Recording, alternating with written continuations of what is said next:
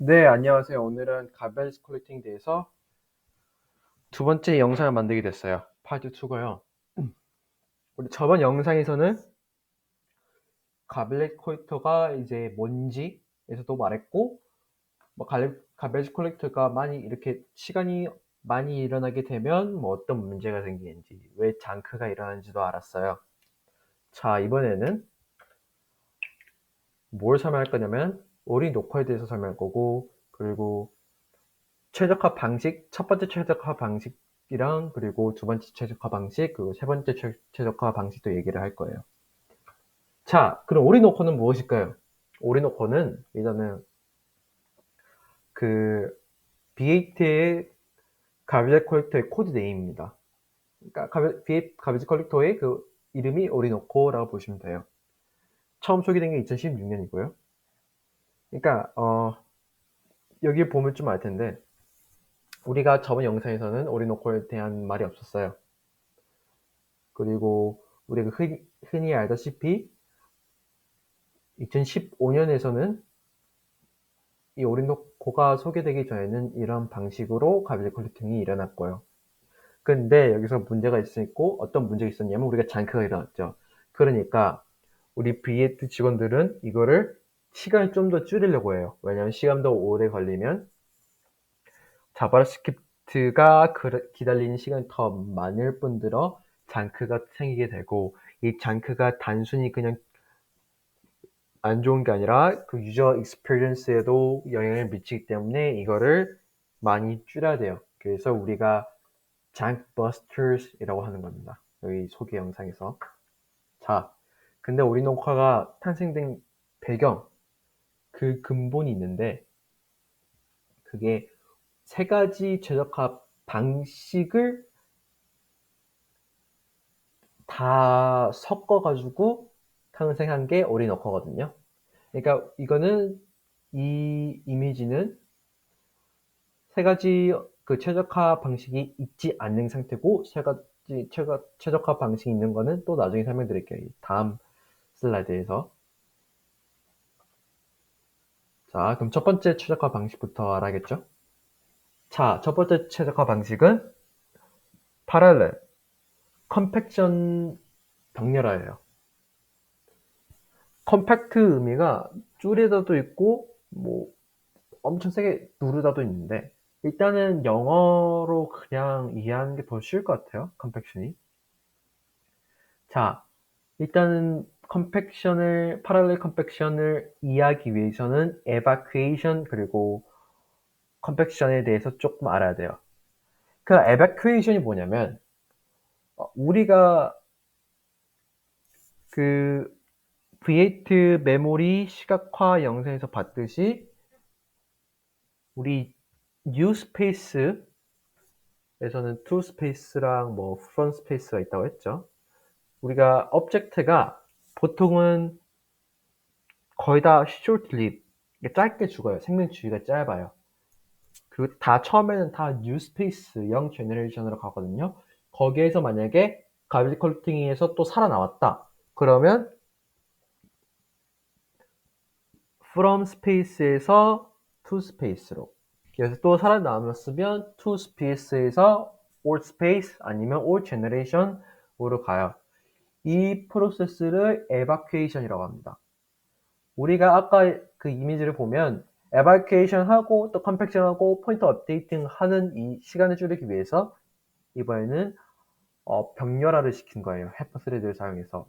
그러니까 evacuation이랑 컴팩션이랑 동일하게 이렇게 같이 이렇게 실행되게 하는 거죠. 자, 그럼 왜 그럴까? 영 제너레이션 에바큐에이션이랑 올 제너레이션 컴팩션이랑 어,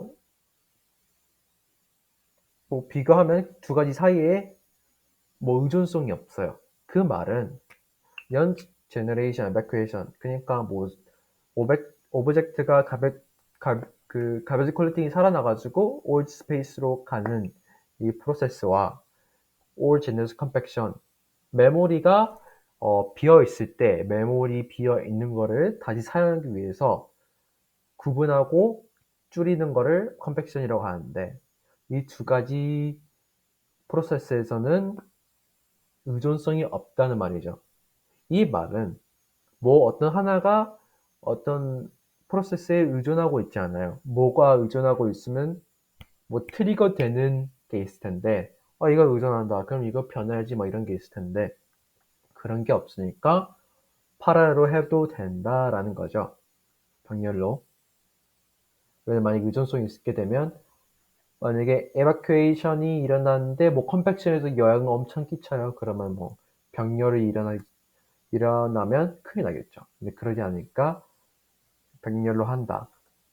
자, 컴팩션에 대해서 말하면 우리가 오브젝트가 단순히 그냥 한 메모리에서 계속 살아남는 게 아니라 뭐 뉴스페이스에서 가든 뭐 자주 사용이 되든 뭐 움직이겠죠.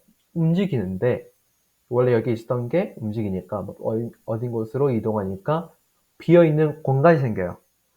이거를 메모리 프라그멘테이션이라고 말하고 이거를 해결하기 위해서 왜냐하면 다시 사용해야 되잖아요. 이렇게 놔두면 메모리 위기가 생기는데 그럼 다시 사용해야 되잖아요. 그래서 고안한 게 컴팩션입니다.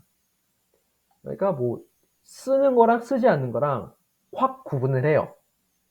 확 구분하고 이 부분을 이 비어있는 공간들을 다시 사용할 수 있게 만드는 게 컴팩션이라고 할 수 있죠. 자, 이런 임프루먼트를 통해서 파랄렐 컴팩션을 통해서 우리 컴팩션 하는 시간을 줄였다. 뭐 이 정도 줄였다라고 보시면 될 거예요. 자, 다음은 두 번째 최적화 방식인데 이 이름은 최적화 방식에 따라 말하면 Parallel Reversed Processing이에요.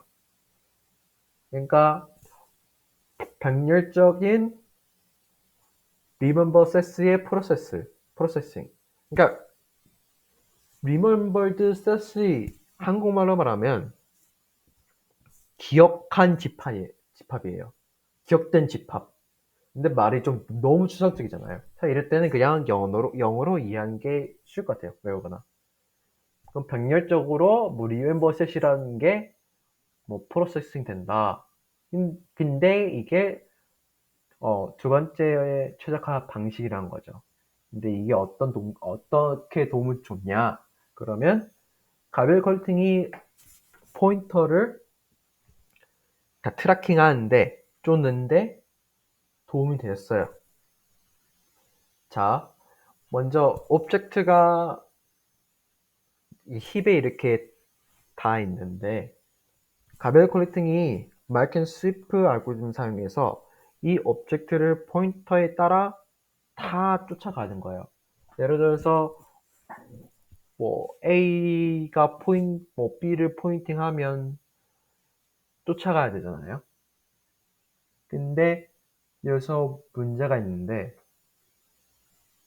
그러니까 포인터를 찾고 쫓아가고 한 시간이 오래 걸린다는 거예요. 왜 우리가 포인터를 이렇게 쫓아가야 되냐면 이 오브젝트가 쓰는지 안 쓰는지 또 확인하고 만약에 안 썼다면 갈릭 톨팅이 이거 안 썼으니까 삭제해야지 이렇게 해가지고 쓰레기를 줄 수 있잖아요. 자, 그런데 이걸 찾는데 이터레이션 하고 반복해가지고 이렇게 찾는 게 너무 느리다. 그래서 어떤 방법을 사용했냐면 데이터 스트럭처 자료 구조를 사용해가지고 이 문제를 해결했어요. 이 자료 구조를 remember set이라고 하고 이 remember set은 단순히 전체 포인터를 이렇게 따라가는 게 아니라 interesting 흥미있는 관심 있는 포인터만 따라가가지고 이 시간대를 줄였다라는 거죠. 근데 이게 단순히 따라간다 해서 도움이 되는 건가? 그리고 interesting이라는 말도 좀 너무 추상적이잖아요. 그쵸? 여기서 interesting이란 건 무엇이냐면 포인터가 만약에 흥미있다. 포인터가 만약에 흥미있어요. 근데 이 말은 포인터라는 건 그 오브젝트를 이렇게 참조한다는 거잖아요. 오브젝트를 이렇게 포인팅 한다는 거잖아요. 근데 그 오브젝트가 가베지 퀄리티 내에 움직일 거예요. 그 움직일 거라는 게 그 포인터도 똑같이 따라가야 되니까 포인터는 interesting하다, 관심 있다라는 거죠. 예를 들어서 이렇게 이해하면 좀 쉬울 거예요. 포인터가 있고 가빌 컬팅이 있어요. 그러니까 오브젝트가 가빌 컬팅 내에 이렇게 움직이는데 포인터는 이렇게 따라가는 거죠. 그럼 이렇게 기다리고 있는 여친은 메인 스레드에서 가빌 컬팅 끝날 때까지 기다리는 자바스크립트 코드라고 알 수 있죠. 그러면 이렇게 이해하면 쉬울 것 같아요. 자, 그럼 이게 어떻게 사용되느냐? 우리가 컴팩션 할 때도 오브젝트가 움직여야 되잖아요. 이렇게. 이럴 때도 포인터가 interesting이라고 할 수가 있다라는 거죠. 이게 좋은 예예요. 자, 그런데도 문제가 있어요. 근데 문제를 말하기 전에 일단은 그래서 그 remember 그 set을 그 포인터 어드레스의 배열로 이렇게 구현을 했어요. 이렇게 스토어 버퍼로. 이게 remember set이고, 그리고 이 스토어 버퍼가 아니면 뭐 remember set이 이제 이동시키는 그 오브젝트가 이동해서 따라가는 포인터를 아니면 그 다시 오는 포인터들을 저장하는 거죠. 포인터를 저장한다는 말은 그 주소를 저장한다는 거죠. 예를 들어서 얘가 페이지 2를 또 저장하고 페이지 2는 또 A를 이렇게 주소를 저장하고 그러는 거죠. 자, 여기서 보면 이 페이지 3는 이 오브젝트 B를 저장하잖아요. 얘는 오브젝트 E를 또 저장하고 얘는 또 B를 저장하고 이런 더 복잡해지잖아요. 그쵸? 근데 우리가 병렬적으로 이런 프로세싱을 거치는데 예를 들어서 한 프로세스에서 이 오브젝트를 따라가요. 또 하나 프로세스에서 이 오브젝트 또 따라가요. 근데 만약에 GC가 일어나서 삭제됐어요. 그럼 여기에서 병렬적으로 일어나는 게 영향을 끼칠 수 있다는 거죠.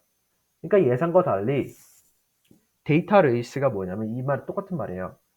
이 스레드가 있는데 이런 어떤 실행이 있을 때 이 중복으로 인해서 그 마지막 값이 어떻게 되는지 확실하지 않게 된다는 게 데이터 레이스거든요. 그럼 이게 문제죠. 자, 그러면 어떻게 했냐면 이제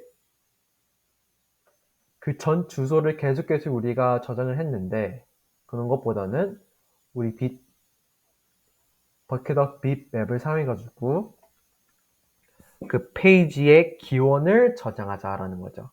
그래서 빗 맵은 비트들의 집합이라는 거랑 마찬가지예요. 예를 들어서 빗